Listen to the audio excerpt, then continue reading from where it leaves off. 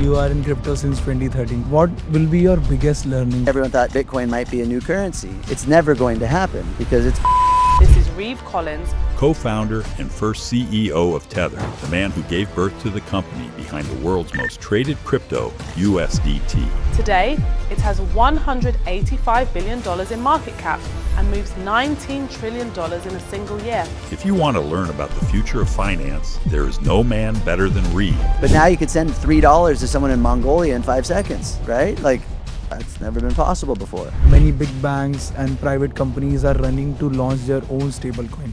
Don't you think it's kind of creating a lot of competitive environment? There will be thousands of stablecoins that every large ecosystem, every large company that has dollars flowing around, it's all around the world in all a bunch of different currencies. Trump family is very much interested into crypto world right now, and they have launched their own stablecoin, USD1. They have kind of advantage over normal companies. It's the best thing ever that Donald Trump is pro-crypto.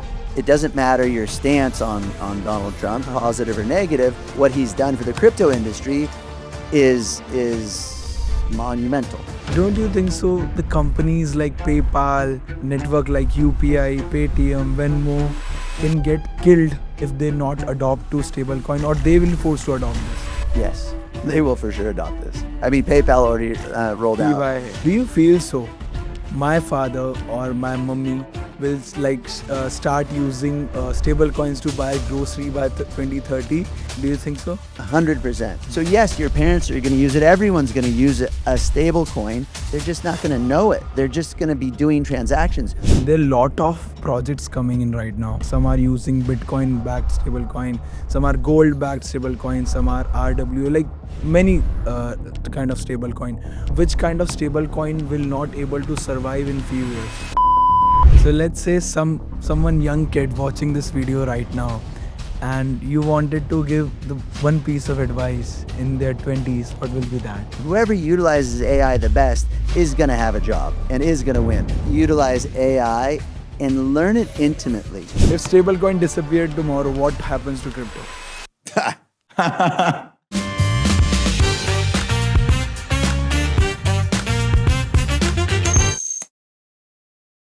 So Reeve, everyone knows you, the guy who created one of the most prominent stablecoin in this industry. Before that, who was Reeve? It's a long journey, that's for sure.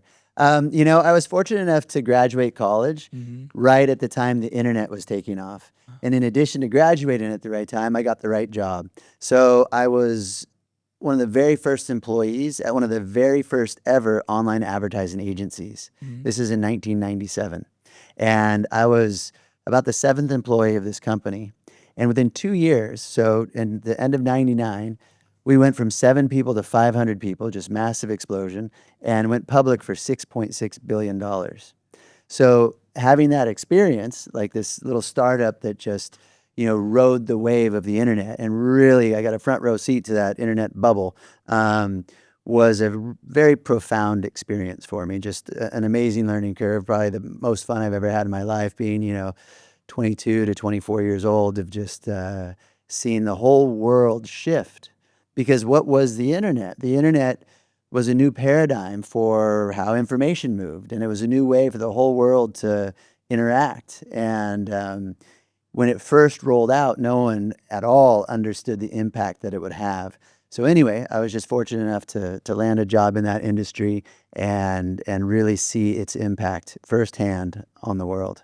Okay, so when it comes to, you've been part of the internet from the beginning. Yeah. Right? After you co-founded Tether, then you became a serial entrepreneur and created multiple ventures. Okay, what are you most proud of when you look back? Well, I mean, the contribution that Tether has made to the world, like being able to be part of that and like creating that kind of concept of the stable coin and rolling that out there, I'm extremely proud of that, because it's made a very big impact, and it has changed the world. And more importantly, it's significantly improved lots of people's lives around the world. I shared the other night that I was at ADFW, and 2 gentlemen from Ukraine came up to me, and they were just wanted to say thank you. They're like, this is such amazing. Like, you don't understand the impact that Tether has had on our lives.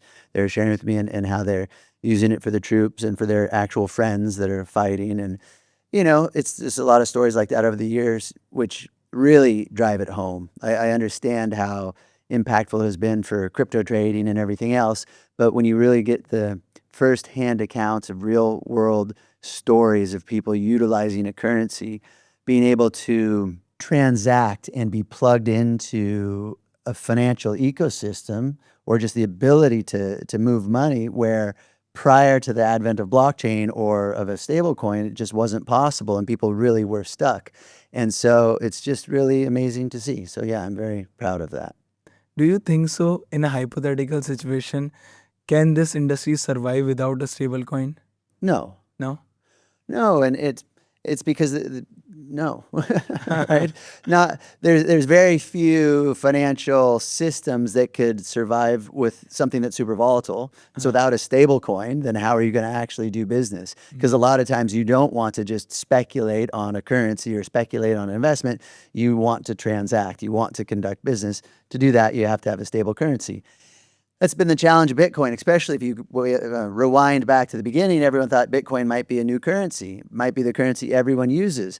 It's never going to happen because it's volatile. It just doesn't make sense as an actual currency. But the Bitcoin blockchain, this new invention that enables the whole world to transact because it moves money globally, instantly, and for free to anyone with an internet connection outside of the banking infrastructure. So when I first stumbled upon that in 2013, that's how these ideas came up. It's like, well, there's this amazing new way to move money, but the only kind of money, the only kind of value being transacted with was Bitcoin, because there's only a handful of currencies: Bitcoin, Litecoin, Dogecoin, and no one really cared about Bitcoin because it was this weird type of foreign currency based in code, and there was a very small population of people that understood or really wanted to be involved with it. However, the blockchain was very novel technology, so we formatted dollars, euros, yen in the beginning to work on a blockchain. So it is the bridge. And to answer your question directly, can the industry survive? No, you need a stable unit of account. Okay, so you are in crypto since 2013, correct? Yeah. So you have spent approx 12 years in this industries, and you have seen in and out what's happening, what's going on behind the curtains, right? What will be your biggest learning till now from this industry? You have to have a lot of conviction and a lot of belief in what's taking place. And in the beginning, and again, like, that's why I was so passionate about Tether, because there was a lot of hurdles. There's still a lot of hurdles, but especially in the beginning, a lot of hurdles. But when there's a way to truly transform how something's done, and it's not just a small shift, right? It's a 10x shift. The best analogy for what stablecoins and blockchain has delivered is think about writing a letter. You're probably too young to have ever actually written a letter and putting a stamp on it and put it in the mailbox. But back in the day, we all had to write letters, and it was a very cumbersome process. It was expensive, 25 cents, and it took a couple of days, depending on where it went. And then email.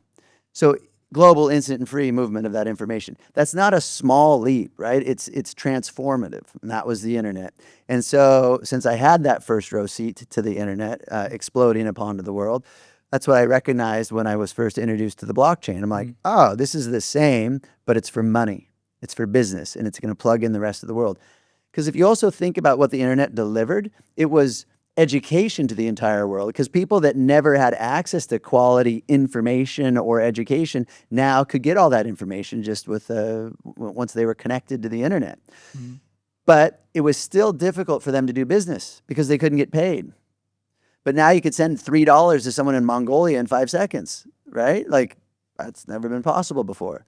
And so now anyone in the world, again, can also get paid. So not only can they get their education, but now they can do business and get paid for everything. So that's the transformative power of blockchain. And yes, stablecoins enable that. And you believe that the conviction is the biggest thing to have in this industry? Well, look at the roller coaster that we've been on. So how volatile the crypto space is, extremely volatile. So if you don't believe in the underlying technology, if you don't believe in the improvements that it's going to bring to the world, then why would you be in it? because unless you're just in it for speculation and gambling, which is a whole lot of fun. And I don't fault anyone for diving in, because that's a lot of fun for people, and hopefully they make a lot of money and weather the downturns. But the reason why the market goes up, it usually goes up because of a new innovation, a new application, some new way that people are applying the technology, and then everyone rushes into it and the markets go up. And then something inevitably happens and it crashes. Then you have a little area of time where there's more innovation happening. But when it goes up, it attracts tons of money, tons of attention, tons of development. So all these smart people come in, then a lot fall out, but still the quality stays. It goes up again and crashes, up again and crashes. But over time, the technology improves, the ease of use improves, the number of people that get involved increases. The familiarity to what a wallet is and what tokens are. Think about like QR codes. Now they're ubiquitous everywhere. But in the US for a long time, no one used QR codes. The US was very behind in the application of, in the utilization of QR codes. But COVID really changed that behavior. And now, it's a whole user behavior shift. So it's QR codes, it's wallets, it's tokens. Now everybody's open to getting a token. Everyone's open to having a wallet.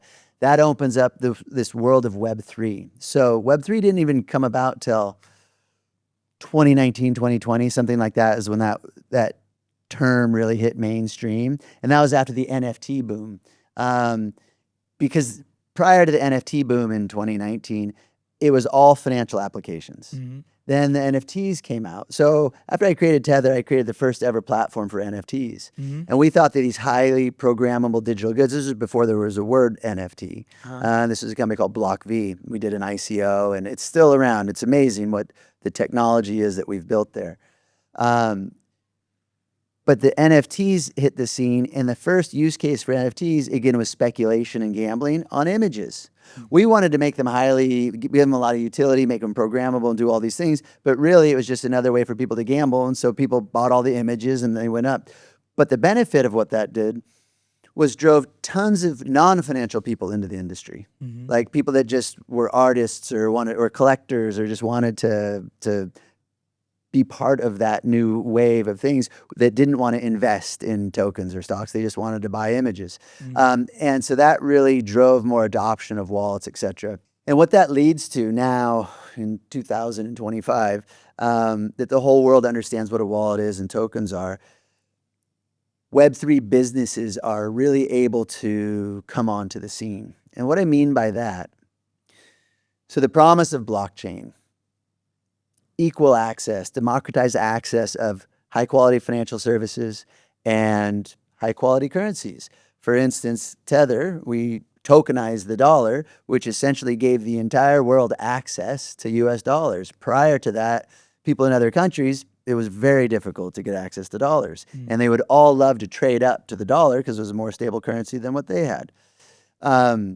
And so that's kind of the promise of blockchain, and my passion is to deliver on these promises, both blockchain and Web3.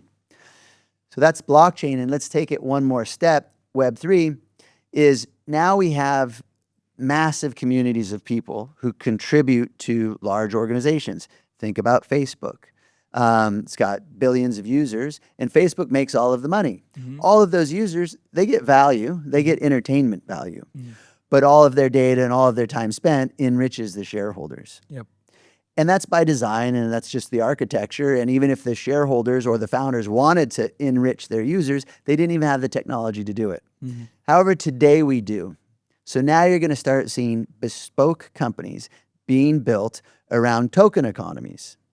And this first version of token economies, where the founders and investors have tons of tokens, it's architected in a way where you have to be extremely successful to make your token very valuable, to get a huge community in there. So the founders and investors also can start selling their tokens into the market, and the market absorbs it because there's a lot of demand. It's really difficult to build that level of demand, so sometimes it has downward pressure on the token. So in the future, in one of my companies I'm working on right now, which is called WeFi, so WEFI.co, WeFi.co, it's the evolution of banking. But we're really leaning into creating this Web3 bespoke company where all of the participants, all of the people who utilize our wallet and our debit cards and our DeFi services all within this WeFi ecosystem, all those fees will be kind of recycled and put back into the token. Okay. And none of the founders or investors hold the tokens. It's just for the community. Just for the community. Yeah. And then so all those fees go to, so the more users we get, the more fees generated, the more fees that go into that token, the more the token goes up. So the whole goal is to create a flywheel that actually works. And then the equity holders of the company, the founders, they have equity, and they get equity because they have all the technology IP, right? And then we build better and better IP, and we sell the ability for people to mine the tokens. And so there's two distinct economies. And it's a very new and novel way to bring a company to market. And we've been in business for a year. It's going extremely well. And we have a really wonderful community who's passionate about it because they see, when they appreciate the services and they see the value of the token increasing. And I believe that we've created this flywheel that actually, that really works for all the constituents, right? Because the founders and shareholders and investors have to make money, and so does the community. So that's the kind of where I see Web3 going, and that's really delivering on that promise, is ensuring that community reaps the rewards. I'm curious to know, what's your incentive? As you mentioned, you have equity, and team also have the equity, but you don't have the token, right? Not in WeFi. Not in WeFi. And that's the beauty of the WeFi model. But and I'm not knocking token economies because I have multiple companies.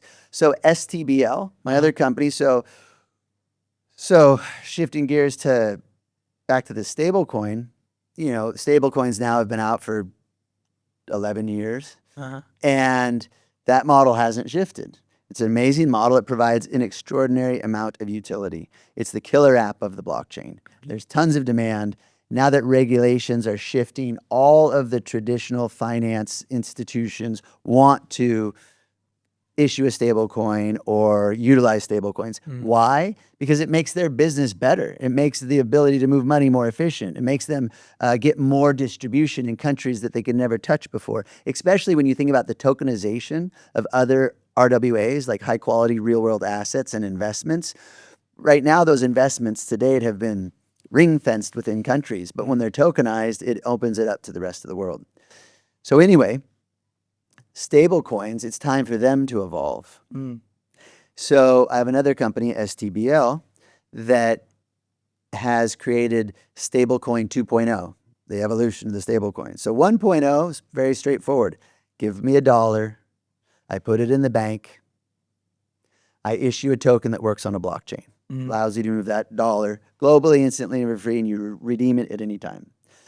But now, over the past 10 years, there's been a lot of FUD, a lot of hate thrown at these large stablecoin institutions saying, is it really backed? Where's the money? What are you doing? And it's very hard for those big companies to audit, $100+ billion and make all the naysayers happy. So we've solved that. Now that treasuries are tokenized, 100% of the collateral can be on chain. So with STBL, we have created this infrastructure that allows you, the user, to buy a tokenized treasury, stake it, so post it as collateral. And now we know where the backing is because it's all on chains. And in addition, you get the choice of collateral because a lot of high quality assets are being tokenized, and you can tokenize it with treasuries or money market funds or BlackRock's treasury or Franklin Templeton's treasury. So lots of selection and lots of choice for the minters. But even more important than now the collateral is on chain and that you have a choice of your own collateral is the yield. We all know how much money these centralized issuers are making. And it's also why the large institutions are like, hey, we want to issue our own stablecoin. They want to issue their own stablecoin. They don't want to use someone else's because they want to capture the yield. But we've solved for that. So now when you stake that treasury, we split the yield.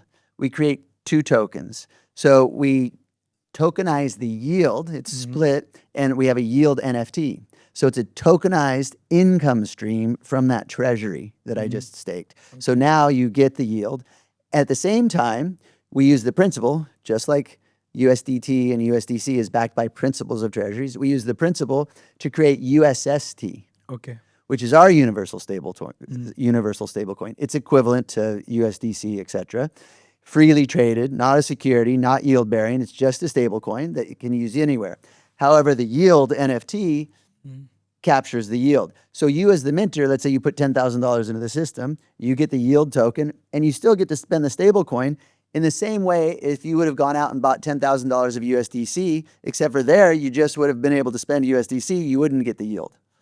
So in this instance, again, delivering on the promise of Web3, meaning the community, all the people who put all that money in the system is the one that should reap the rewards. And I want to just make a clarification here, because a lot of people hear this and they instantly think, oh, it's a yield-bearing stablecoin. But it's not, because we stripped the yield. The stablecoin is still freely trading. And it's important for a number of issues. One, this protocol enables you to be Genius Act compliant in the US. And that means it has to be backed by treasuries, et cetera. But if you're in the rest of the world and you don't want it backed by treasuries, you can use like credit funds and different things that yield 7-8% instead of 3 or 4%. So anyway, it is truly the evolution of the stablecoin. It solves two of the biggest issues, collateral and yield. And so STBL is the first company. We invented it. We're bringing it to market. I believe there will be other followers. And once you see more and more companies adopting these types of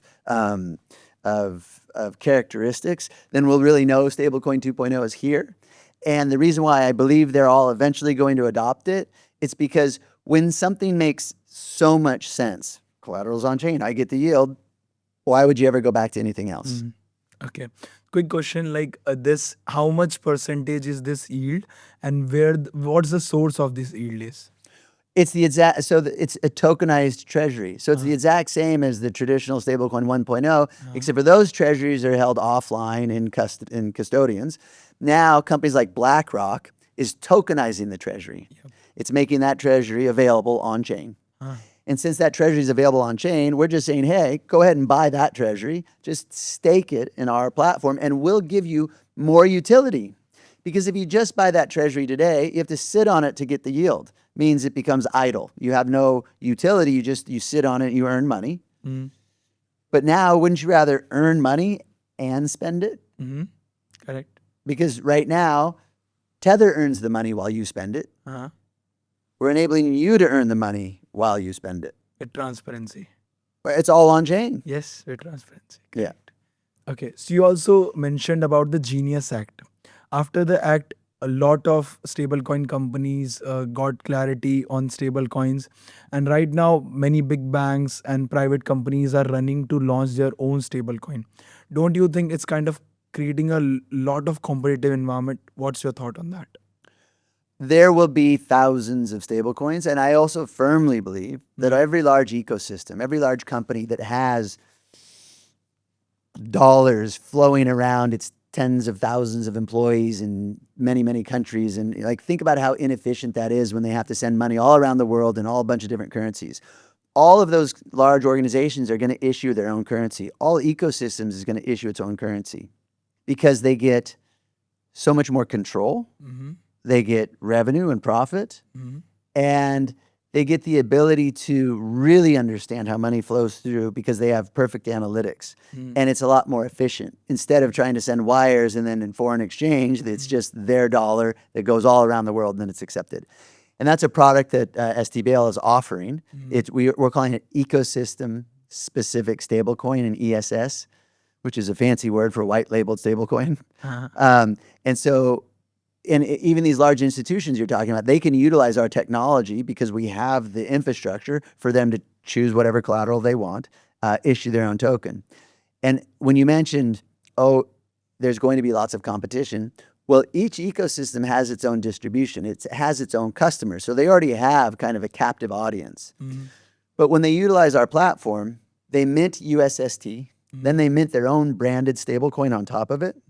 And that stablecoin works within their ecosystem. But the moment the user wants to take it out, they can instantly swap it for the USST, which is going to be accepted in all of the exchanges. That's the universal stablecoin. And so no one's locked into this ecosystem. They don't need to exchange it and lose any money. It's just instantly swapped out and the creator of that ecosystem still keeps the yield even though it's been removed.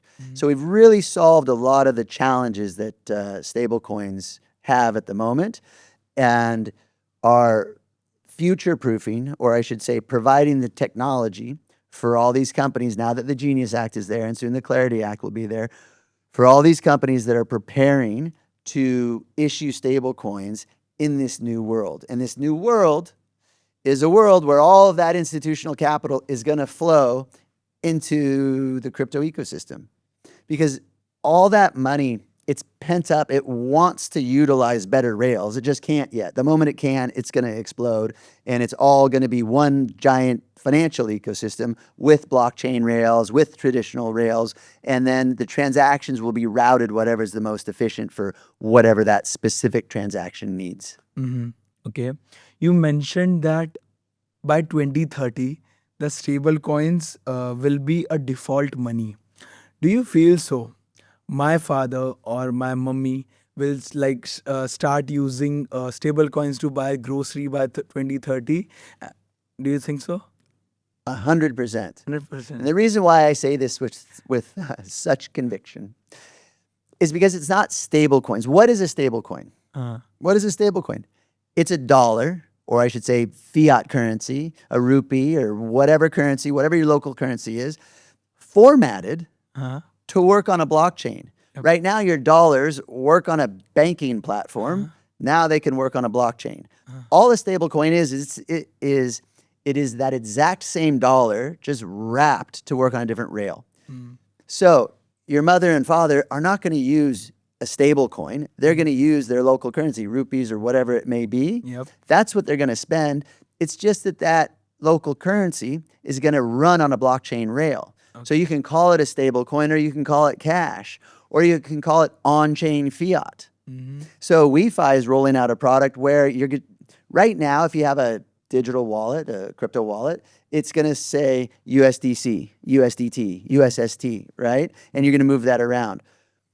And it's a dollar in the background and the token moving up front.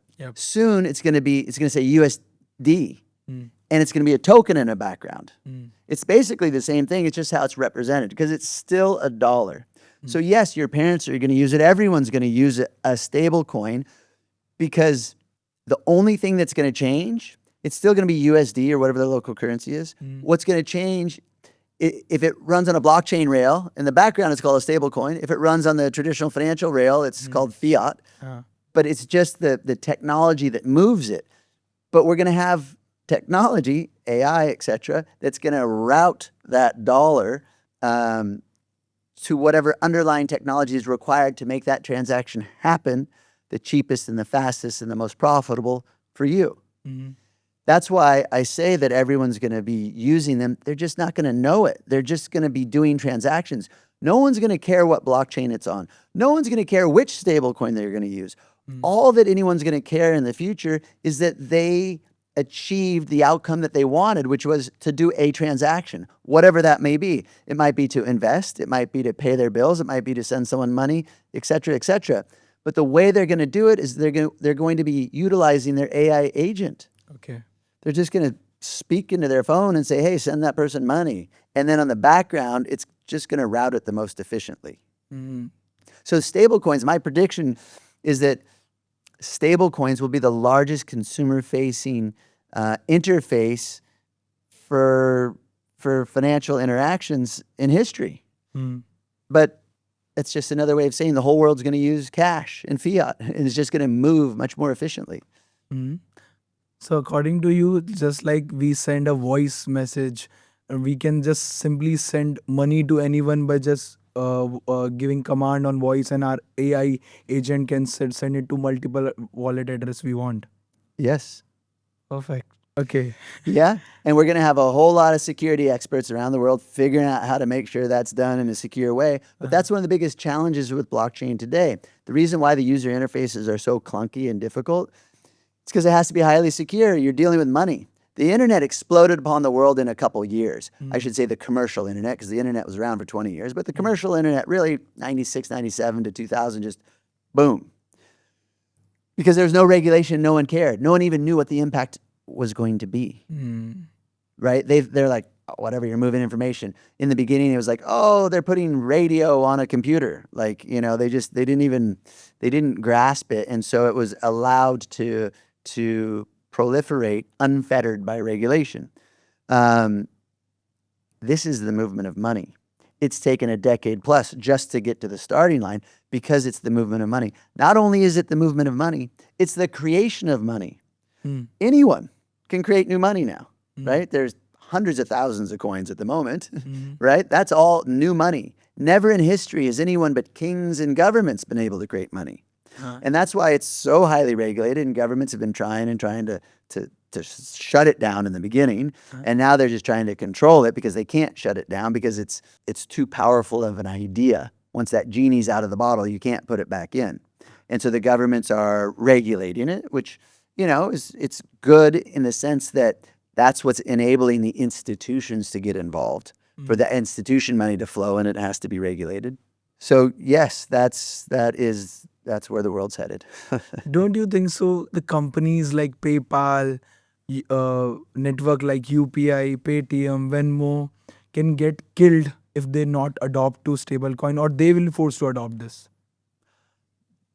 Yes, they will for sure adopt this. I mean, PayPal already rolled out. PY. Especially in the beginning, no one understood blockchain at all. And they're like, I don't get it. What is all this? Blah, blah, blah. And I would just simply say, look, you don't have to understand any of it. For you, if you don't want to participate at all, it just means that soon or someday, because it's been a decade, the traditional financial services that you use, let's say you use Wells Fargo or Bank of America, these big banks, they're going to be better. They're going to be faster and cheaper, more efficient. You're going to be able to send a wire instead of $45 in 3 to 7 days. Back in the day, that's improved a bit. But that's going to be global, instant, and free because these large financial institutions are going to adopt this new technology to make their back ends more efficient. But for an end user, they're just going to have better services. So at the end of the day, the consumer wins because they get higher quality services. Not only that, there's going to be more consumers because in the past, the only consumers that had financial services were those fortunate enough to be in developed countries. Those in third world countries or developing nations, they had very unreliable banking, if banking at all, right? Some 50% of populations are unbanked in some countries. And now they can have, in the beginning, they were getting banking services from wallet providers and just using crypto, but now they're actually going to have very high quality, highly regulated financial companies such as Wi-Fi, but actually I'm talking about even these large incumbents that are actually now going to be able to provide services to people all around the world. So think about how excited they are because their consumer base just expanded from their local country to global. And so it'll be a global race to provide better and better services and get more and more adoption and plug more and more people in to doing business globally. So ideally, over time, that really enables a whole segment of population to have access to money and sustenance that never had it before. It's going to kind of provide financial system to millions of people who didn't had before. Yeah. And what really, again, enables that is also going to be AI because that AI will really help those people navigate the complexities of it. So, because right now cell phones are already pretty much ubiquitous in connectivity, unless you go way down to the lowest end of poverty. Cell phones are really out there, and that's all that's required to be plugged into the global financial system now. Recently, there is a huge growth when it comes to Trump family is very much interested into crypto world right now, and they have launched their own stablecoin USD1. And as like politicians are taking interest in crypto right now, and what's your thought on that? Because they have kind of advantage over normal companies.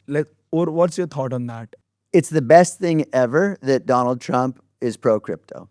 It's the best thing ever for the crypto space for one simple reason, regulation. He paved the way for the regulations to be in favor of crypto. Without that shift, we would not be where we're at today. So it doesn't matter your stance on Donald Trump, positive or negative. What he's done for the crypto industry is monumental. Because even though a lot of the regulations haven't shifted yet, the stance that the SEC and everyone else has taken, and yes, this is a very U.S.-centric perspective, but the U.S. kind of leads the world in kind of paving the way for the regulatory environment, let's say, and or a lot of the rest of the world follows what the U.S. does. And since now the U.S. is leaning into it and very positive, even though a lot of the regulations haven't changed yet, the companies that would never dabble in the gray area because they would severely get smacked are dabbling, are exploring, are going down that path because they know that one, the regulations are going to change soon, and two, they're not going to get in a ton of trouble because they're just trying to be innovative and stay ahead of the curve and be part of this next generation of finance. So and Donald Trump is the one that enabled that that shift in the stance of the regulations and all the corporations where they feel comfortable enough to do this. He started the whole movement. Well, he started it by just saying it's going to be okay if you participate in crypto. Okay, I'm very much interested to learn about STBL. Let's say I'm your Uber driver and we are on a just 30-second small ride right now, and you want to explain me STBL in the most easiest language. What will be that? Well, it's going to depend on if they understand what USDT is at first, though stablecoins in general.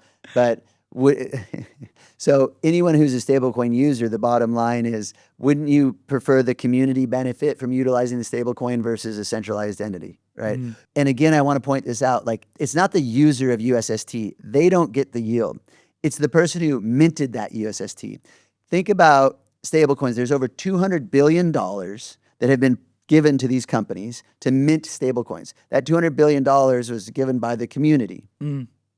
100% of the yield goes to those issuers, not $1 to the community. I agree. And that's what we're changing. So unless that Uber driver is the one that bought the treasury and minted it, he just gets to USST.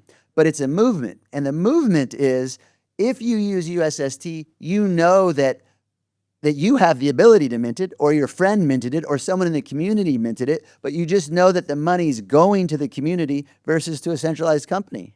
Because the technology is there to do that, and that's why we're delivering it. 80% of the yield goes to the minter. 20% of the yield is going to go back into the token.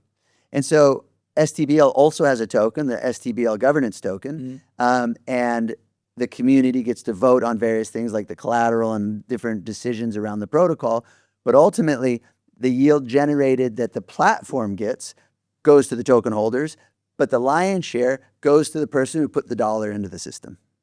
And so it's truly the evolution of the stablecoin. Stablecoin 2.0. Yeah. So even like country like India is planning to launch their own national stablecoin. Okay, according to you, do you think it's a good move, or like how does future look like? It will be like government-backed stablecoins or private stablecoins? Depends on what country you're in. Any country that has the political ability to launch a CBDC will. Any country where the citizens have enough say to say don't launch a CBDC, they won't. As in the US, won't ever launch a CBDC. Other countries that have more concentrated power at the top will. Why? Because if you put your government hat on, a CBDC is amazing. A CBDC, central bank digital currency, a stablecoin issued by the government. It's exactly like the paper money they issue, except for it runs on a blockchain, right? So it's going to enable anyone with an internet connection to get their money, but the government gets complete control. It's very programmable. They can freeze it, they can burn it, they can remove it, they can do everything they want with it. It's very difficult for them to do that with cash. It just, imagine it having, 100x the controls with a CBDC than they do with cash. That's why governments wants to do it, because they get control. So you can't fault them for it. That's the job of a government. Now you put the citizen's hat on and you're like, I don't want that, right? It's too much control, because they can instantly withdraw your taxes. They can do everything with it. Citizens wants a little more freedom, a little more privacy.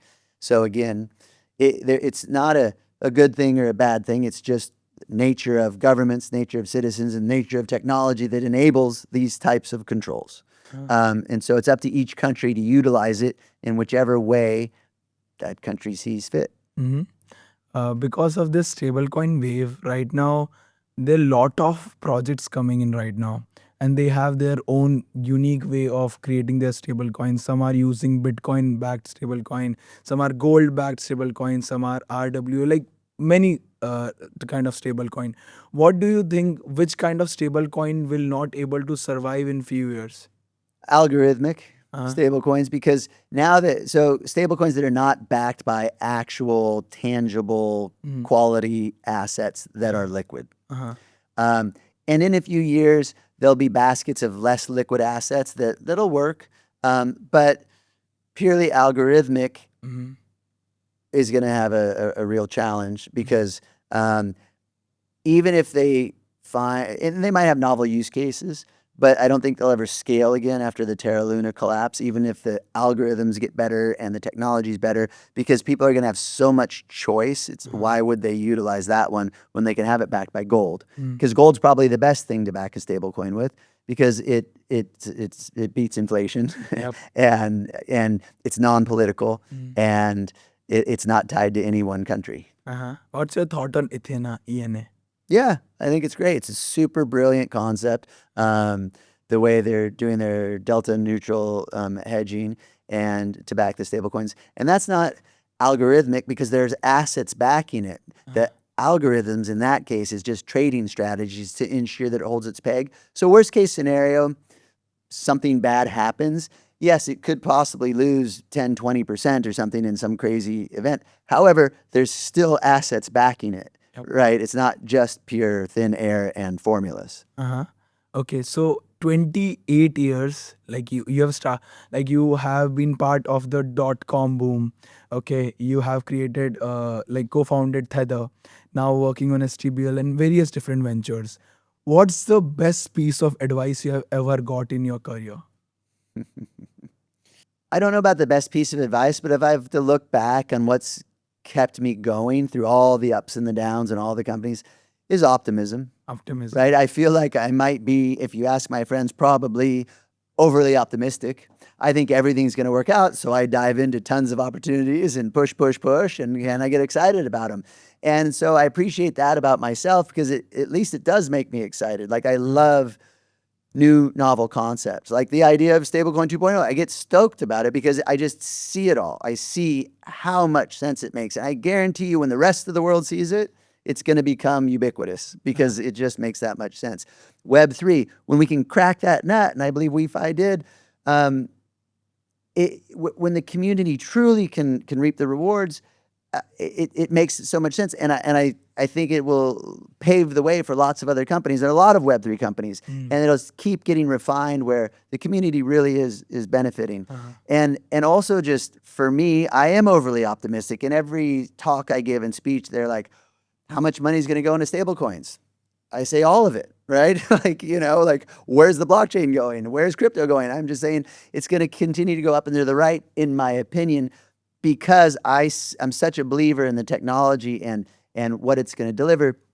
And also, that's why I believe that through every boom and every bust, it keeps going and keeps going, because the underlying technology gets better and better, and more people recognize that and adopt it and utilize it, and it has more utility and it provides more value. That's why crypto in general continues to grow. And so I'm just super bullish on the space, and that's why I'm still in the space. Okay. So let's say someone young kid watching this video right now, and you wanted to give the one piece of advice in their 20s, what will be that?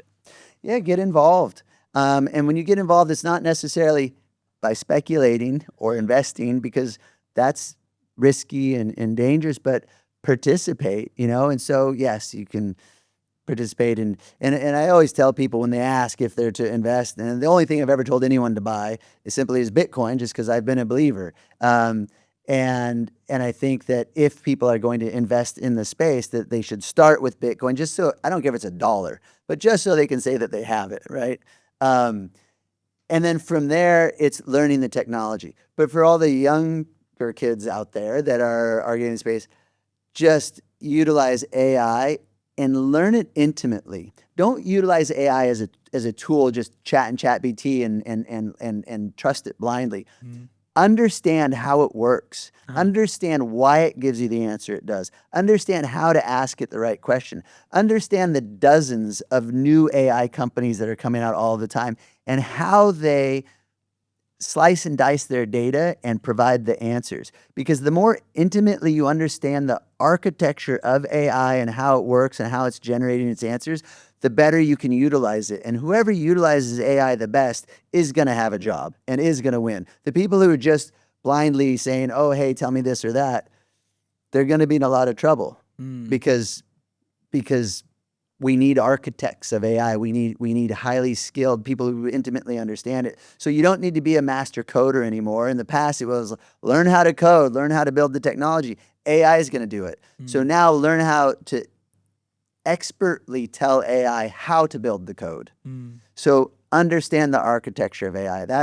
And then the blockchain and all that stuff will come. But to me, that's the best advice I could give. Okay. What will be your top 3 predictions regarding stablecoin? That all money will flow into it. And the reason why I say that with such conviction is, as I shared before, is it just means that money is going to use a more efficient way to be transacted on a blockchain. So those eventually will be stablecoins. So that's one prediction that will definitely eclipse the $1 trillion. Any timeline for that? As soon as possible. And what I mean by that is the money's there and it's ready to go in. So when the regulation's there and the large companies adopt the right technology, it'll just start flooding into the space.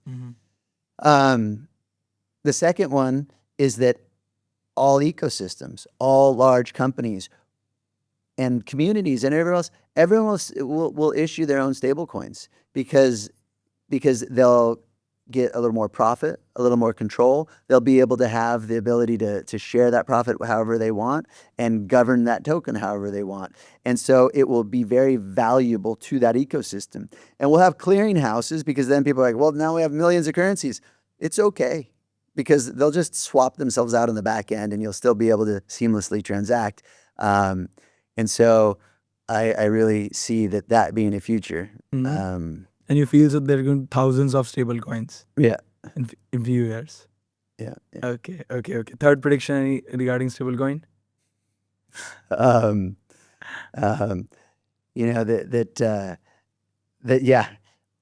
Yes. That brands, again, that's why each ecosystem can have its own stablecoin because it's going to be fine-tuned to do something specific for that ecosystem. It's going to make sense for that transaction. Okay.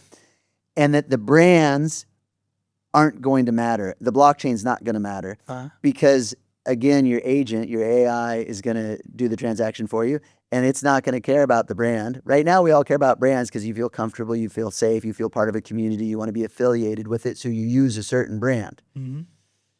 Your agent won't care. Your agent's just going to use whatever is the best, fastest, cheapest, most profitable. It's just going to route that transaction appropriately for you. And so it's not going to matter the brand. That's when the best product and technology truly will win, when a robot is making the decision. When do you think it can happen? I don't know.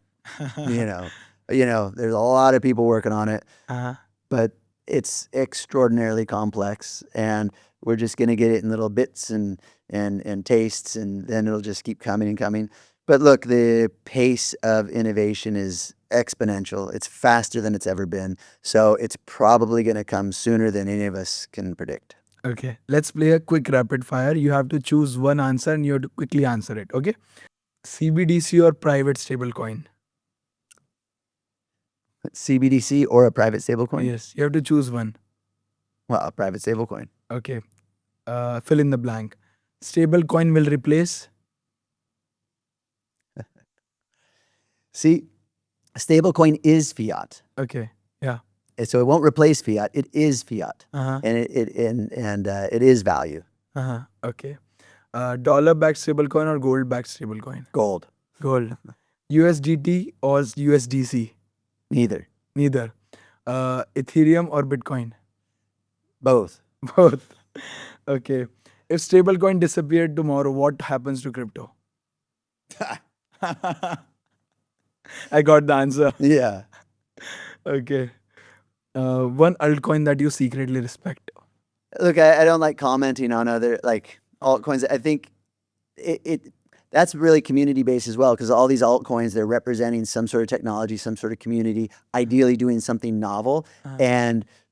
But most tokens, their value is driven either just on sentiment or a mix of sentiment and technology. And so if it has a look at Doge, right? It's all sentiment, you know. So whatever altcoin that resonates with you the most, and if you're investing in an altcoin because you want to be part of that community, you like it, then that's the right one for you. Got it. Community. What's the one truth about crypto that if you say publicly, it can get you cancelled, but people need to hear the truth? Look, you know, the biggest negative thing about crypto is people just talk about all of the scammers. Now, there's scammers in every single industry across the board and across all time. Now, crypto has opened up, it's a technology that's opened up the world to the movement of money, and then there's so much scamming going on in there, and it's really an awful thing. That's why safety and security is so important. And so just, well, this is a positive information. I'm just saying, be careful and, you know, be wary. And some people should use trusted custodians like Coinbase and these other and other large global companies that you really feel can secure your money if you don't feel comfortable and safe doing it yourself. Because a lot of people don't want to have that responsibility of having all of their money, like, you know, on their seed phrases and words for themselves, because maybe they don't feel responsible enough to take track of it. And so it's a fine balance, and it really depends on the individual. And most people say, not your keys, not your coins, which is true. But for some people, they might be better off having someone else manage their keys. And so that's not a terrible thing when you find the right service to do it. So yeah. I just believe crypto is the future. Okay. So I have heard this debate, like people were talking about what currency will become the currency of AI. Few people were telling, no, Bitcoin is going to be that, Ethereum will be going to that. Some people like stablecoin. What do you believe yourself? Some form of stablecoin. And just for the simple fact that you need a stable unit of account. It can't be Bitcoin, it can't be Ethereum, it has to be stable. Now, what it's going to be backed by, we'll see. But it will be some form of stablecoin. Okay, got it. So what will be the last message for our audience who want to grow like you in this space? Yeah, get involved, lean in. Like I said, master AI, and really intimately understand it. And then, you know, and it'll be such a, you know, powerful tool, because also it'll help you educate yourself on blockchain and everything else, and just navigate and figure out how to make a difference and add a little value, because that's how you ultimately get paid, by adding value to systems. Okay, where they can learn more about STBL? STBL.com and our X feed. Okay. Yeah. If we ask you, like you have built one of the most prominent stablecoin, what's your motivation now? To continue to innovate in the industry and continue to deliver on the promise of blockchain and Web3, because it really is transformative for the world. Perfect. Thank you so much, Reeve. It was great speaking with you. Absolutely. Thank you. Perfect.